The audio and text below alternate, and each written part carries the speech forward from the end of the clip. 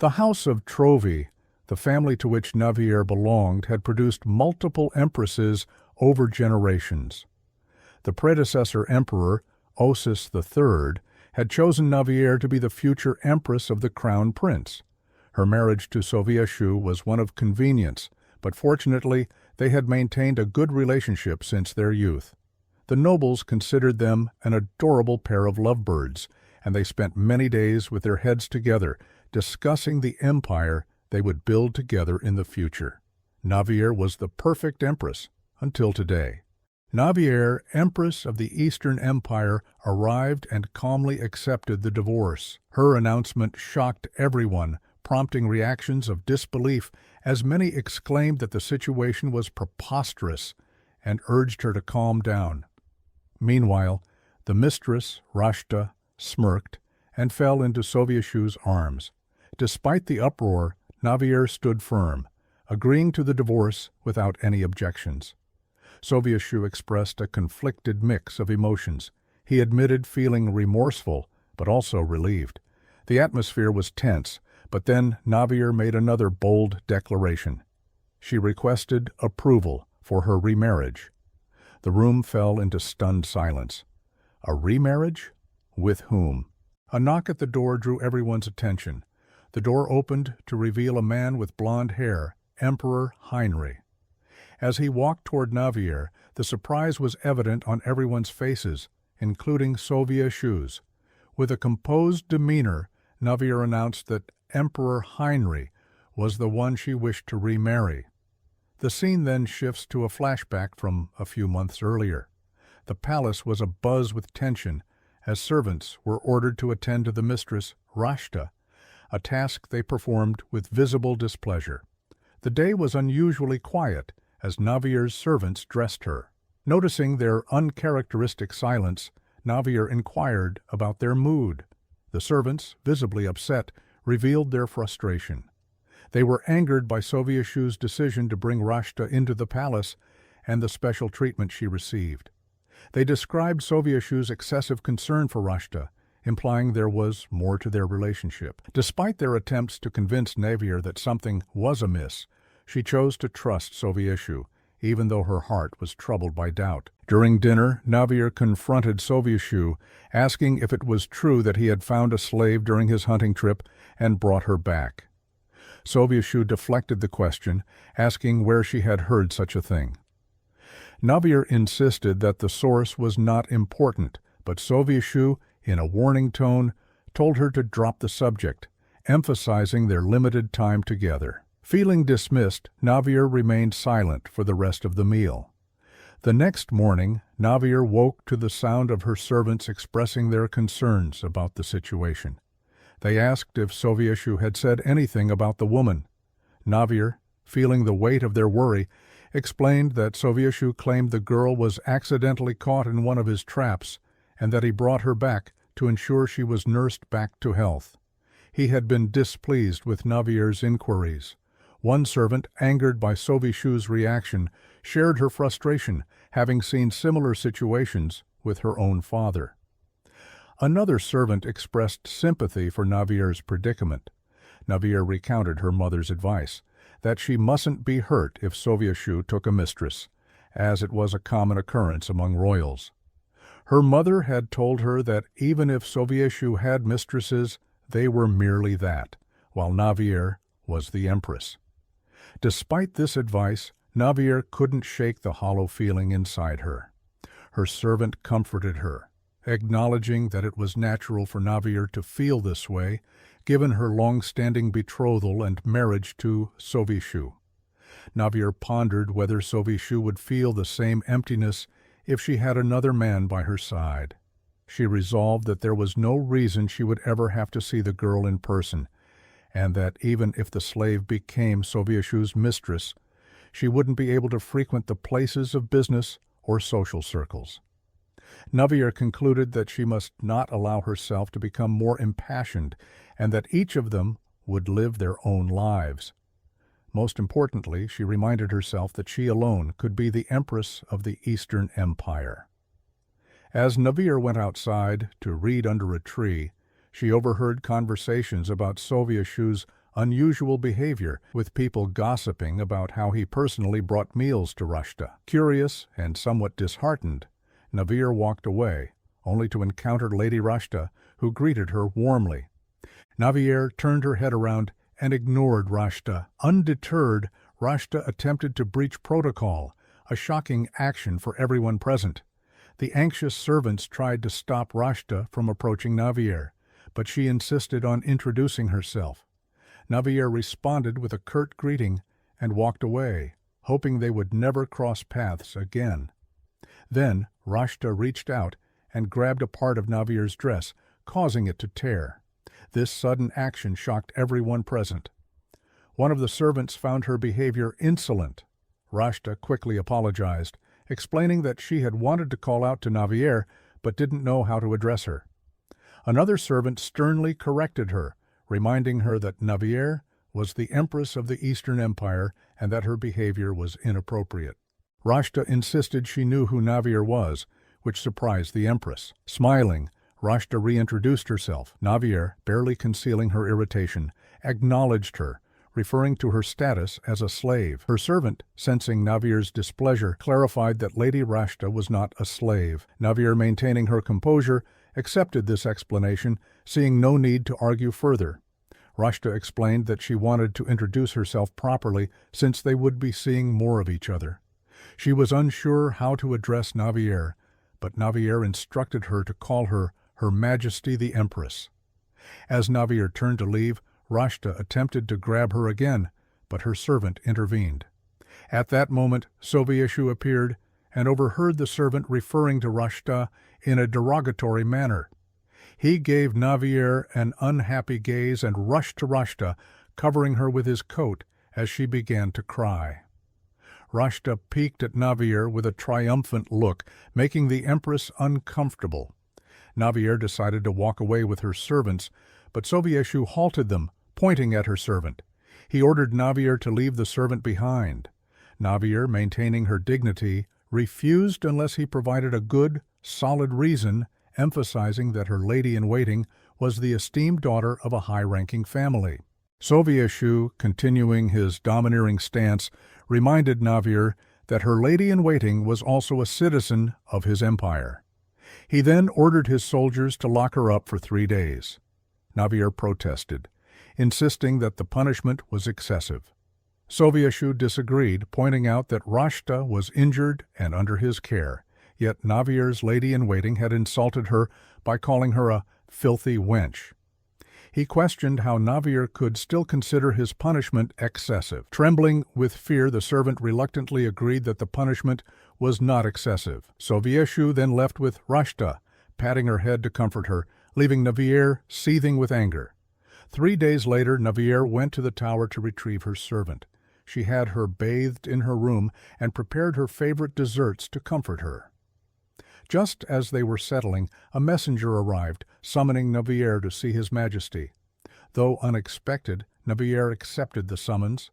When Navier met with Sovieshu, he questioned the necessity of personally escorting her servant and demanded that she dismiss her. Navier, unhappy with his tone, argued that it was unjust to throw out a servant punished for being devoted to her, especially since her actions were well within the bounds of common sense. Sovieshu pressed her again, asking if she insisted on keeping the servant by her side.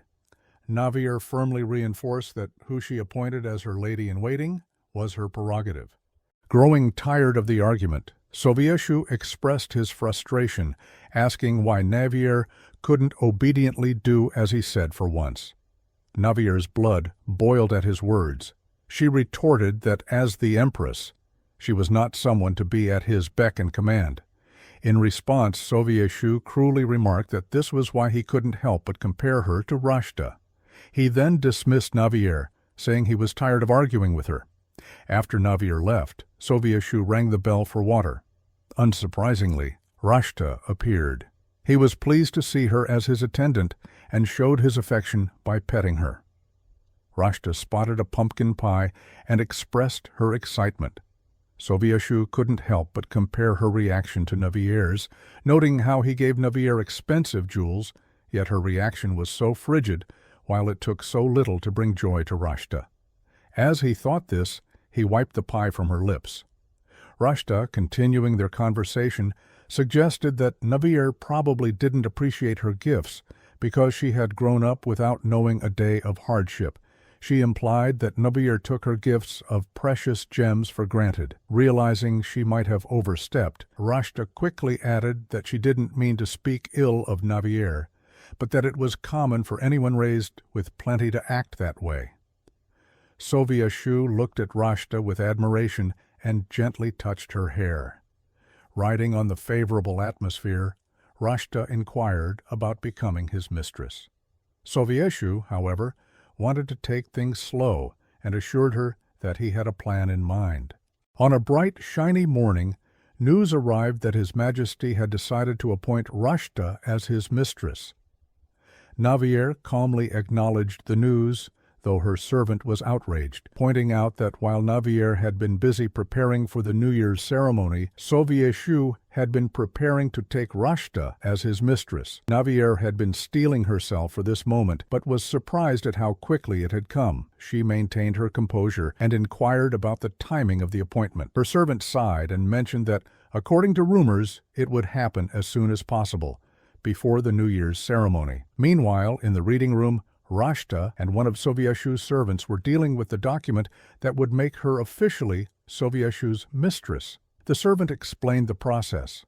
The Prime Minister would hand His Majesty the notarized document. Soviet-Shu would sign it first, and then Rashta would sign below him. However, Rashta struggled with writing her name, revealing that she did not know how to write. The servant reassured her that it was nothing to be ashamed of and offered to teach her how to write her name. He also mentioned that the Empress might send her a welcome gift, as was customary, to show recognition and acceptance of the mistress into the royal household. This made Rashta happy, and she wondered if Navier would give her a gift. Navier, however, decided not to give Rashta a gift, much to the relief of her servants.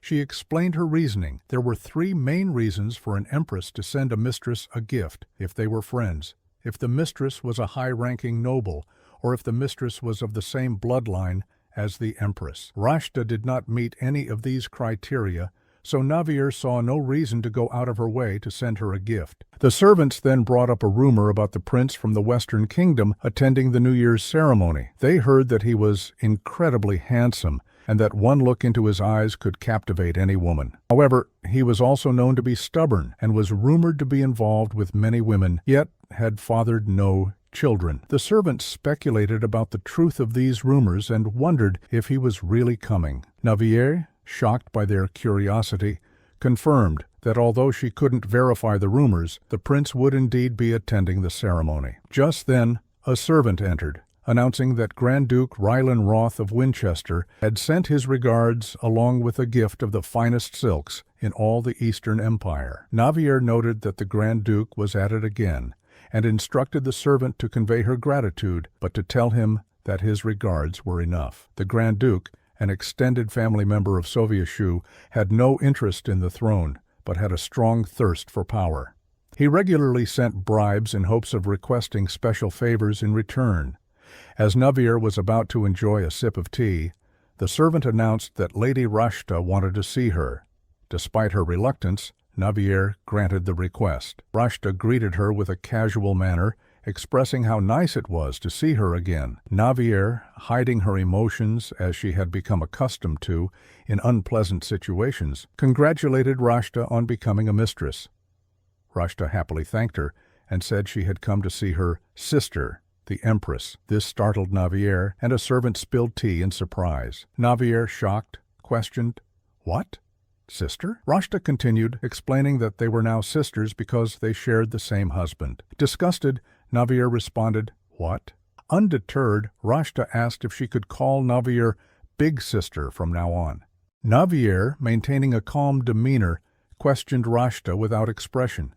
She made it clear that sharing the same husband did not make them sisters, and firmly rejected the notion of being called Big Sister. Rashta, taken aback by Navier's response, began to cry, asking if Navier disliked her. Navier explained that her feelings were irrelevant and that Rashta's new status as a mistress did not alter their relationship. Feeling the frosty glares of everyone around her, Rashta retreated and confided in a servant, claiming that Navier hated her. The servant, realizing Rashta had gone to see Her Majesty, was surprised and struggled to explain why that was inappropriate. As Rashta recounted her direct conversation with Navier, the servant was shocked by her forwardness. Later, as Navier was taking a walk in the garden, she noticed a feather floating down and caught it. She looked up to see a beautiful bird.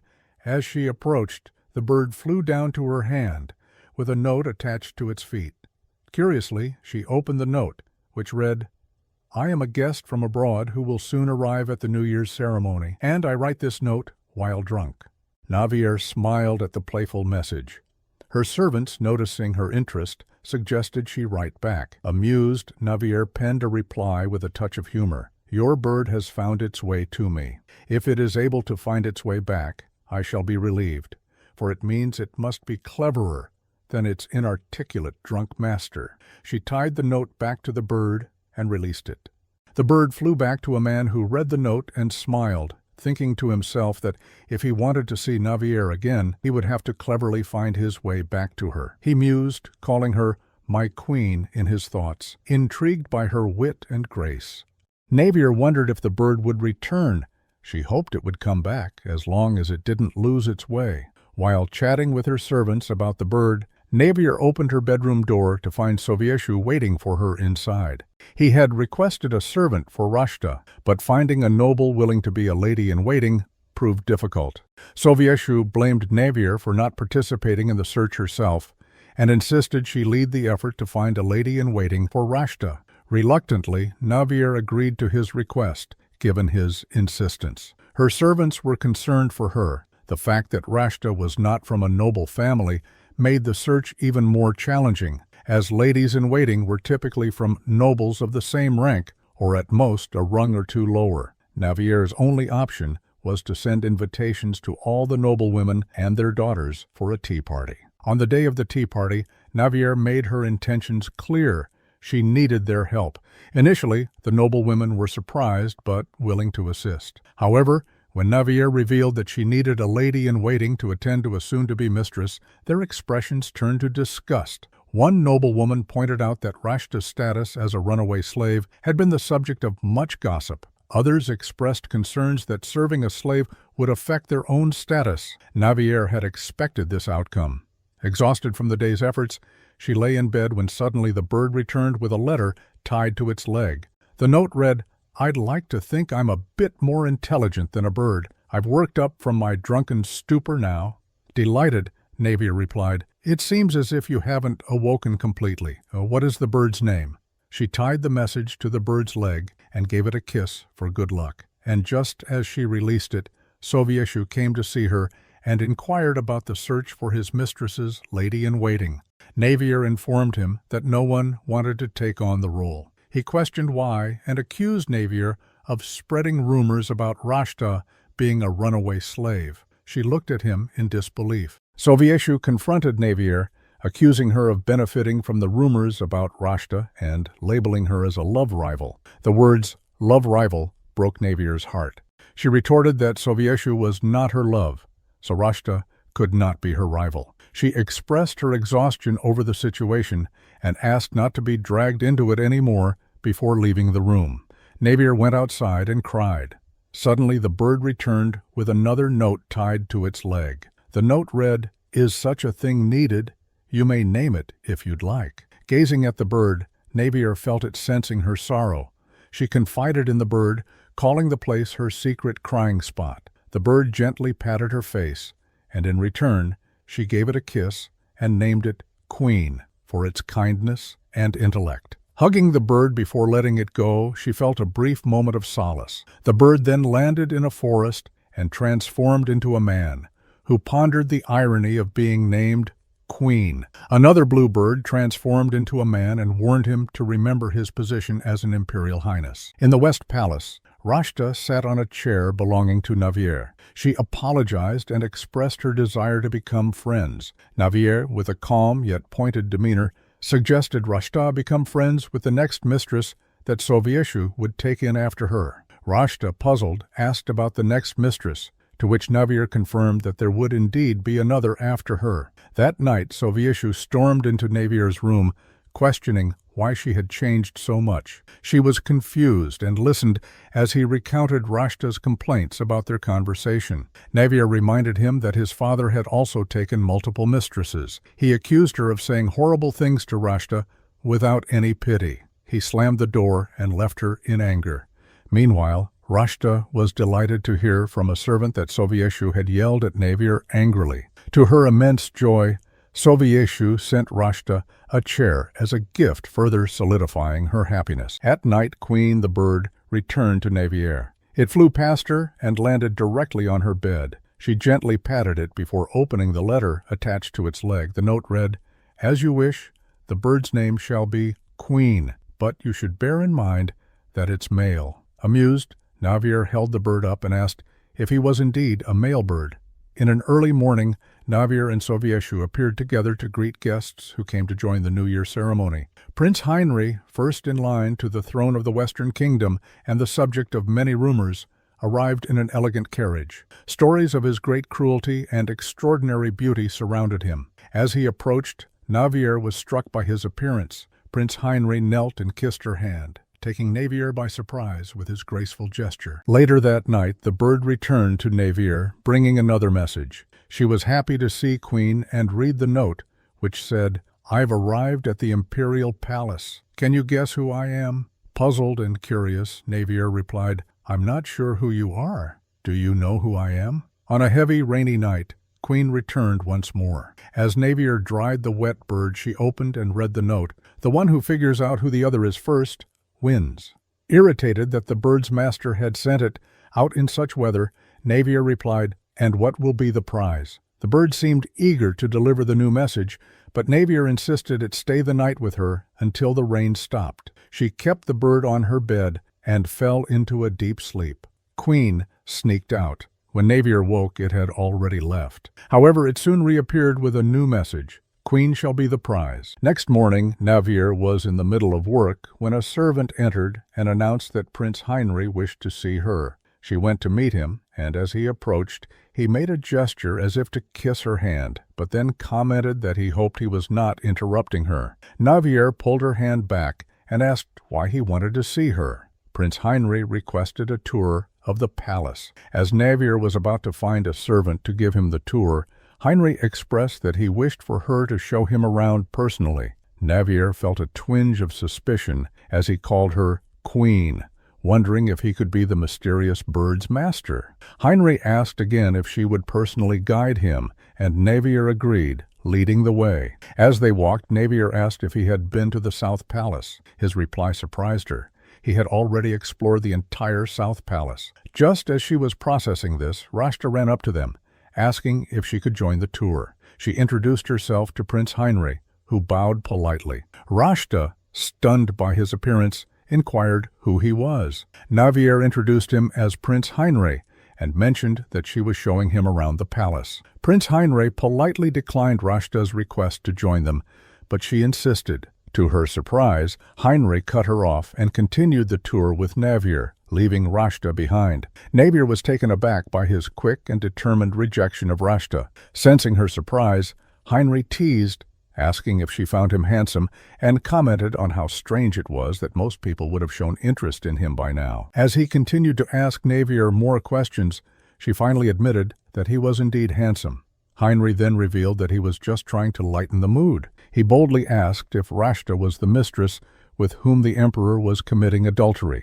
Navier was unprepared for such a straightforward question, but before she could respond, Heinrich remarked on how absurd it was for the emperor to stray when he had someone like Navier by his side. His candidness finally made Navier laugh. Later, as Navier was getting ready for the New Year's ceremony, she looked at all the notes and noticed Queen outside with its back turned, seemingly shy to see her changing. Navier had Queen deliver a note before the banquet, hoping to meet Queen's master. At the banquet, Navier and Sovieshu made their entrance together. As she scanned the room, she spotted Rashta, the mistress, also present at the ceremony. The sight of Rashta there fueled Navier's resolve to maintain her grace and poise, despite the ongoing turmoil in her life. Navier thought to herself that while mistresses weren't typically allowed to attend the celebration, Only those who were deemed qualified could, and Rashta did not fit that criteria. Sovieshu then released Navier's hand and rushed to his mistress. Feeling a mix of emotions, Navier turned and walked away, only to be greeted by the Duchess of Tuania. As they exchanged pleasantries, the Duchess noticed Prince Heinrich, which made Navier wonder who he might have an affair with, given the rumors surrounding him. As whispers about Prince Heinrich circulated, Navier stood aside for a drink. She paused when she saw Prince Heinrich's reflection in her glass, waving at her. She quickly turned her head away, avoiding his gaze. Navier overheard people gossiping about her. A lady approached and asked if she had sent Rashta a gift, catching Navier off guard. The lady apologized, explaining that rumors had been spreading about Rashta receiving a gift from Navier. Denying the claim, Navier left the ladies laughing awkwardly. The dance music began, and Navier noticed Sovieshu and Rashta, assuming he would have the first dance with her. Feeling sidelined, Navier stood alone until Prince Heinrich approached with a rose in hand, inviting her to dance. Surprised, she hesitated, but eventually accepted his invitation. As they entered the dance floor, Navier glanced at Sovieshu. While dancing, Heinrich acknowledged the spread of silly rumors and how quickly they could take root. Navier, grateful for his understanding, mentioned the rumor about her sending Rashta gifts and thanked him, adding that she wouldn't believe the rumors about him being a Casanova either. Prince Heinrich, taken aback by her straightforwardness, laughed. They continued to joke about the rumors surrounding them until the first dance ended. Rashta then approached and asked Prince Heinrich to dance with her, leading to a switch in partners. As Navier danced with Sovieshu, memories of their childhood together flooded her mind, the times he cared for her when she was injured and the moments they shared. Sovieshu's voice snapped her back to reality as he warned her that Prince Heinrich was not a suitable lover. Shocked by his words, Navier tried to respond, but Sovieshu quickly left her side to rush back to Rashta, who was standing alone crying. She cried after Prince Heinrich declined to dance with her. Observing how Navier was being left out, the guests began to gossip. Feeling overwhelmed, she decided to leave the ceremony. As she walked through the hallway, she sensed someone following her. Turning around, she saw Prince Heinrich. Nervously, he explained that he wanted to ensure she didn't get lost in the vast palace. He then asked her if she was okay. Navier assured him that she was fine and thanked him for his company before retreating to her room. Once inside, Navier's emotions overwhelmed her. Suddenly, she heard a familiar chirping outside her window. It was Queen. She hugged the bird tightly, finding some comfort. Shortly after, a servant entered with troubling news. Viscountess Verdi had declared she could no longer serve as Navier's lady-in-waiting, despite having borrowed money from Navier recently. This sudden change puzzled Navier. On the second day of the New Year's ceremony, Rashta appeared in a stunning blue silk dress. Navier's servants were outraged, recognizing the fabric as a bribe Navier had turned down.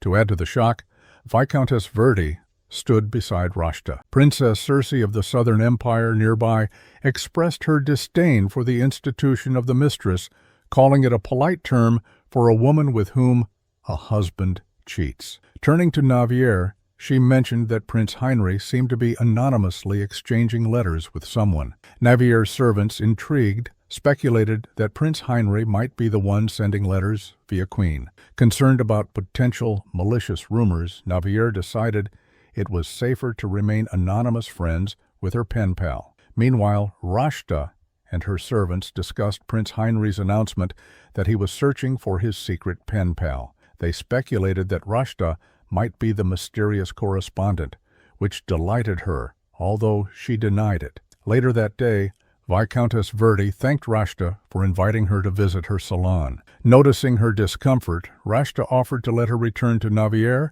but Verdi declined. She confided in Rashta that she suspected the Empress was the anonymous pen pal, and that Navier would never reveal herself. When Rashta inquired about the letter's content, the servant confirmed she knew them. An evil plan began to form in Rashta's mind. On the third day of the New Year's ceremony, Navier overheard people talking about Prince Heinrich's partner, for the day being the one who exchanged letters with him. She glanced toward Prince Heinrich and saw a girl approaching him, introducing herself as Cherini, claiming to be his anonymous pen pal. Prince Heinrich, with a mix of pressure and genuine curiosity, questioned Cherini about her claim. He emphasized the importance of his pen pal to him and expressed that he would be delighted if she were indeed his secret correspondent. Taking a step closer, he warned that if she was lying, he didn't know how he might react in his disappointment. Cherini, feeling the weight of his words,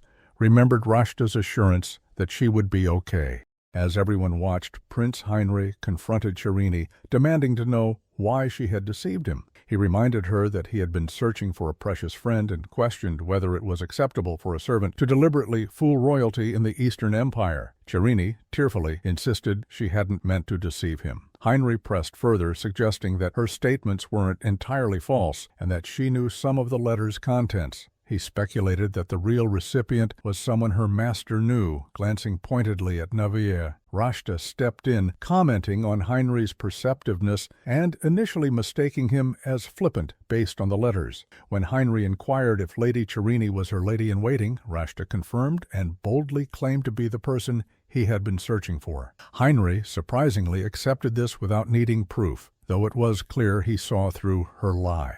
Navier's servants were visibly upset, but Navier calmed them, explaining that Heinrich likely knew Rashta was lying. What puzzled her was his willingness to go along with it. As Navier prepared for the final day of the New Year celebration, she noted the attention Prince Heinrich and Grand Duke Kaufmann would attract. Heinrich always drew attention, and Kaufmann, as a guest from a different continent, was also intriguing. Little was known about Kaufmann except that he was the Grand Duke of Luip, a desert nation and a top graduate from the Academy of Magic. While contemplating the lack of information on Luip court etiquette, Navier heard Rashta calling her sister. She acknowledged Rashta's correction and walked away, pondering why Rashta was present despite not being on the guest list. At the banquet, Navier was informed by a lady that Prince Heinrich treated Rashta kindly in front of the emperor. Observing from afar, Navier sensed the tension. Soviet-Shu was visibly upset with Prince Heinrich, who pointed out Rashta's mistakes. Heinrich stated he was offended by Rashta and her lady-in-waiting, despite Soviet-Shu's attempts to defend her.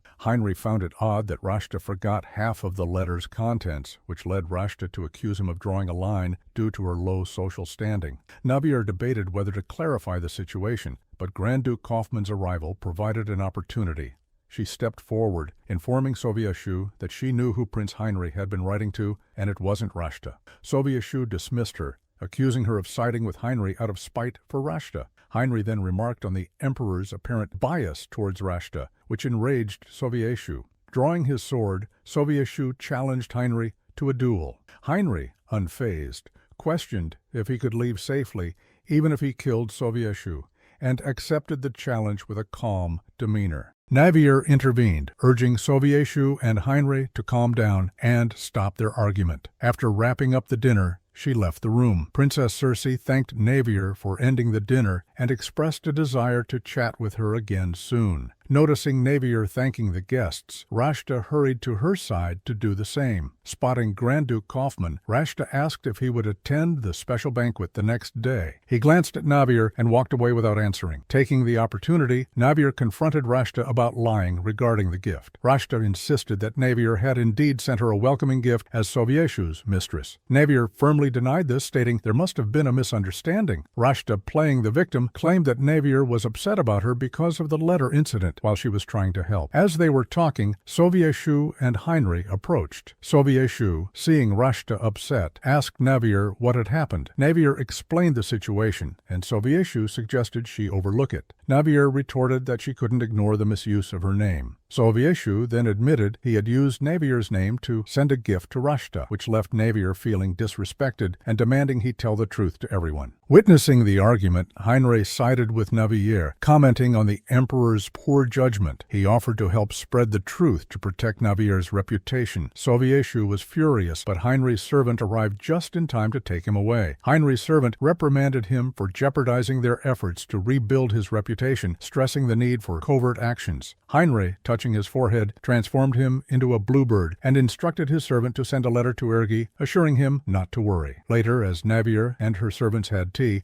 They discussed Heinrich's perceptiveness and felt relieved that the truth had been revealed. Their conversation was interrupted by a royal guard who reported that Baron Lante was spreading rumors about Rashta's charm, causing a near duel between Sovietshu and Heinrich. This rumor irritated Navier's servants. As they discussed the issue, Queen flew in with another note for Navier. It read, "I revealed who I am so I could lose the bet. But you aren't even participating." "Why?" Navier replied, suggesting they remain pen pals. Queen seemed angry about her reply. Navier petted the bird and explained that meeting in person would complicate matters due to the political implications and the gossip around her and Prince Heinrich. She wanted to avoid adding fuel to the fire, given Heinrich's reputation as a Casanova.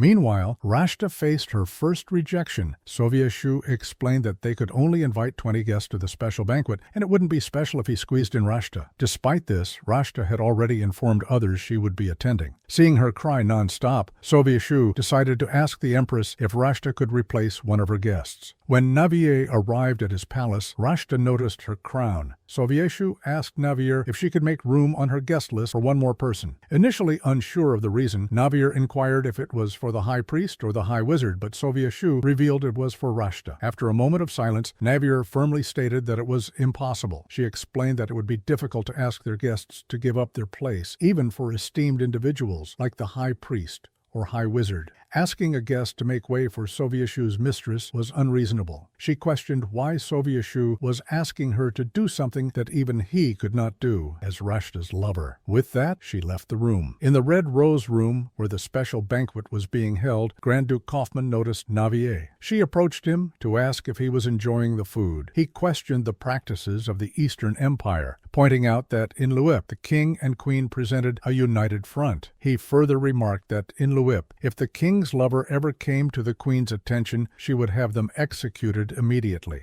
Navier explained that in the Eastern Empire, not even the Empress could order an execution without reason. The Grand Duke advised her that it was unwise not to protect what was hers and left, leaving Navier to wonder if he was referring to her inability to keep Rashta in check. As Navier pondered why others saw her as pathetic when Sovietshu was the one who took a mistress, Prince Heinrich approached and expressed a desire to discuss something with her. He mentioned reading her letter and understanding her wish to confine their friendship to correspondence. Surprised, Navier asked if he knew it was her he had been exchanging letters with. Heinrich explained that both Lady Rashta and her servant knew the contents of the first few letters, leading him to deduce that someone who knew the initial contents had informed them. He also noted that one of Navier's ladies-in-waiting had recently started serving Lady Rashta. Navier was impressed by how he figured it out. Heinrich, looking sad, expressed his disappointment that someone he considered a good friend was ignoring him in public. He confessed that despite having many friends, he felt lonely as the Prince of the Western Empire, with no one to truly confide in.